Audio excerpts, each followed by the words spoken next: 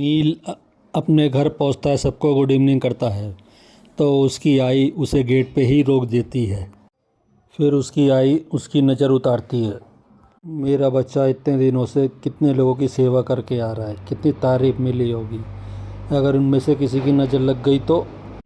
ए भाई को क्या देखो, जब देखो अपने बेटे की नज़र उतारती रहती हो, कभी तो अपने पति की भी नज़र उतारा करो। आपको कौन नज़र लगा रहा है? हाँ, सारी नज़र तो तुम्हारे बेटे को ही लगने वाली है। तेरी आई का बस चले ना तो हर रोज़ तेरी नज़र उतारे। हमारा बेटा है तो तारीफ़ के काबिल, जो ये काम कर रहा है ना उसमें किसी की नज़र नहीं लगती, दुआएं मिलेंगी सबकी, नील के बाबा कहते हैं। तभी नील की भाभी आती है। नील तू आ गया, पता है हमारे पास तेरे लिए एक सरप्राइज। तभी पीछे से अमय बोलता है, वो भी बहुत बड़ा वाला, हमने तेरा रिश्ता फिक्स कर दिया है। नील कहता है, रिश्ता अचानक से?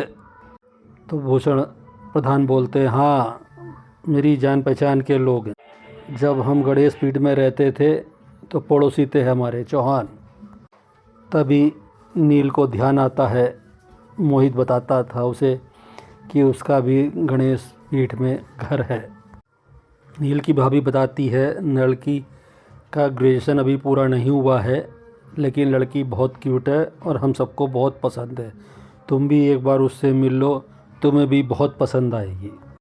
घर में सब नील की भाभी की हाँ में हाँ मिलाते हैं। नील की भाभी कहती है, हम सब की तरफ से ग्रीन सिग्नल है, तू जा लड़के से मिल और बोल दे हाँ, और हम बात आगे बढ़ाएं। हाँ, विनोद कहते हैं, नंदिनी बिल्कुल ठीक कह रही है, हम चौहान परिवार को बहुत सालों से जानते। नंदिनी बताती है, लड़की के फादर दो भाई हैं, एक नागपुर में रहते हैं, एक अमरावती में रहते हैं। वो लोग अपने छोटी भाई की बेटी के लिए रिश्ता ढूंढ रहे थे, जो नागपुर में रहते हैं। आलोक भी कहता है, तेरी और उसकी जोड़ी बहुत बढ़िया रहेगी, तेरी और उसकी जोड़ी ऐसी रहेगी जैसी मेरी और तेरी काकी की। नंदी कहती है, नहीं काका, बिल्कुल मेरे और अमय की तरह परफेक्ट जोड़ी बनेगी। सब नील को प्रेस करते हैं तो नील लड़की से मिलने के लिए हाँ कर देता है। उधर अमरावती में मोहित बिस्तर पर लेटा हुआ है। तभी मुक्ता आके कमरे की लाइट जलाती है और मोहित से पूछती है, क्या हुआ, आप ठीक तो है ना? कहता है, हाँ मैं बिल्कुल ठीक हूँ। देखिए मुझे बड़ी फ़िक्र हो रही है, मैंने तेजू से कह दिया है आज ही किसी बड़े हॉस्पिटल में कल की अपॉइंटमेंट ले ले। मोहित कहता है, घबराने की कोई बात नहीं, थोड़ी सी तबीयत ख़राब हो गई थी, अब ठीक है। ध्यान है डॉक्टर नील ने क्या कहा था कि घर जाते किसी अच्छे डॉक्टर से पूरा चेकअप करवा लेना। प्लीज़ मोहित, आपको चेकअप करवाना पड़ेगा। हाँ भाई कहा था और मैं चेकअप करवा लूँगा, मोहित कहता है। इतनी टेंशन मत लो, ठीक है मोहित, मैं क्लास लेने जा रही हूँ, अगर हल्का सा भी दर्द हो तो मुझे बता देना प्लीज़, मुक्ता कहती है। तभी मोहित कहता है, सोच रहा हूँ नागपुर चला जाऊँ, इतने दिन से गया नहीं तो अच्छा नहीं लग रहा। मुक्ता कहती है, चले जाना नागपुर, पहले ठीक तो हो जाओ। मोहित सोचता है मन ही मन, मुझे अतिथि से मिलना है, ऐसा लग रहा है कि जैसे मैं अपनी बच्ची से फिर कभी नहीं मिल पाऊँगा।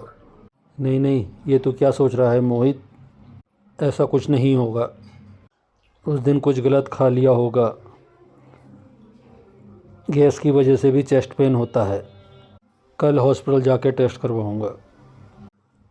तभी मुक्ता मोहित को उदास देख के कहती है, मोहित पता नहीं क्यों ऐसा लग रहा है जैसे आप कुछ छुपा रहे हैं, बताइए ना मोहित, आज तक आपने कोई बात मुझसे छुपा कर नहीं रखी है, हर चीज़ डिस्कस की है, हर चीज़ एक दूसरे को बताई है, बताइए ना, अगर कोई प्रॉब्लम है तो हम साथ में सॉल्व करेंगे, मुझे तुम्हें कुछ बताना है, मोहित कहता है। तो मुक्ता कहती है, क्या बताना है?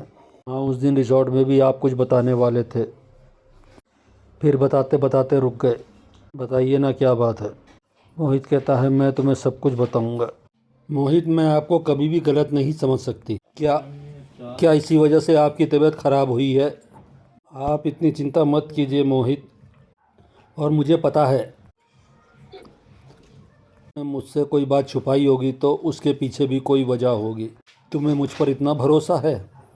क्या कभी ये ख्याल आया है तुम्हें कि कोई बात हो सकती है जिससे तुम्हारी पूरी दुनिया ही पलट जाए? मुझे पता है आप कभी भी ऐसा कुछ नहीं करेंगे, मुक्ता कहती है, जिससे हमारा हंसता खेलता परिवार बिखर जाए और मेरा विश्वास टूट जाए। मुझे पता है ये बात, और मेरी दुनिया तो आप ही हो। मुझे तो बस आपका साथ चाहिए। मोहित मुक्ता को बताने ही वाला था, तभी तेजू आ जाती है। आई बाबा, मैंने हॉस्पिटल में कॉल किया था, मेरी बात हो चुकी है, मैंने कल की अपॉइंटमेंट ले चुकी हूँ। 8 बजे निकलना होगा, इसलिए मैंने बाबा की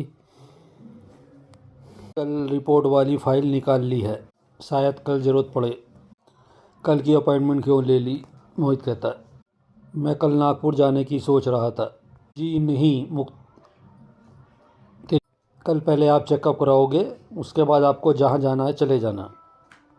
अरे मैं मना थोड़ी कर रहा हूँ, लेकिन इतनी जल्दबाजी करने की क्या ज़रूरत है? मोहित कहता है, कल जो आपकी हालत हुई थी ना बाबा, हम ही जानते हैं, हमारी तो जान ही निकल गई थी।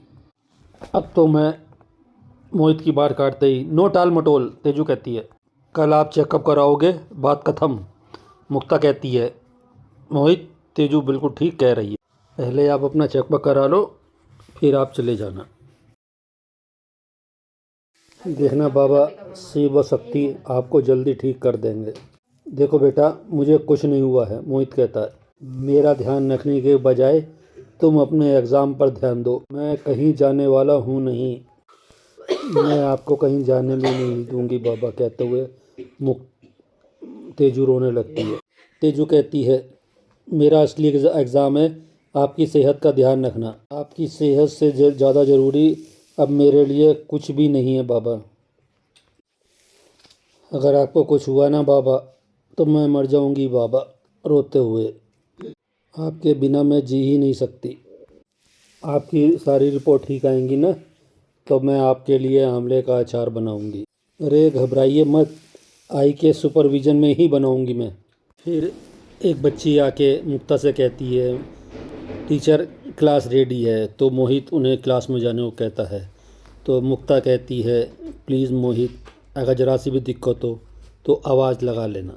मोहित कहता है, परेशान ना हो, मैं भी कपड़े बदल के तुम्हारी क्लास में ही आ रहा हूँ, तुम गाना और मैं सुनूंगा। तेजू बहुत परेशान है, पूछती है, बाबा सब ठीक हो जाएगा ना? तो मोहित कहता है, अगर तुम इस तरह से मुंह लटका के मेरे सामने आओगी तो मैं भी उदास हो जाऊंगा। तू चाहती है तेरे बाबा उदास हो? तो तेजू गर्दन हिला के मना कर देती है। तो फिर तू थोड़ा सा मुस्करा दे, तो इस तरह से मुस्करा के गाएगी ना, तो तू लोगों के दिलों में जगह बना लेगी। तुझे बहुत बड़ी सिंगर बनना है ना, अपने बाबा का सपना पूरा करना है ना? हाँ, देखना मेरा आशीर्वाद है, तो एक दिन बहुत बड़ी सिंगर बनेगी, बहुत सक्सेसफुल और बहुत ही फेमस। तभी मुक्ता की आवाज़ आती है, तेजू कहाँ रह गई है? मोहित तेजू के आंसू पोंछता है और कहता है, देखो आज तू स्टूडेंटों के सामने गाएगी, मैं चाहता हूँ तू 20,000 लोगों के सामने गाए, फिर 20 लाख लोगों के सामने, फिर देखना एक दिन तुझे सुनने वाले करोड़ों में होंगे। मेरा सपना पूरा करेगी ना? और ये सपना पूरा होने से पहले मैं कहीं नहीं जाने वाला, प्रॉमिस करो मुझे। प्रॉमिस बाबा, क्योंकि उससे पहले अब कहीं जाने वाला नहीं हूँ मैं, आई प्रॉमिस।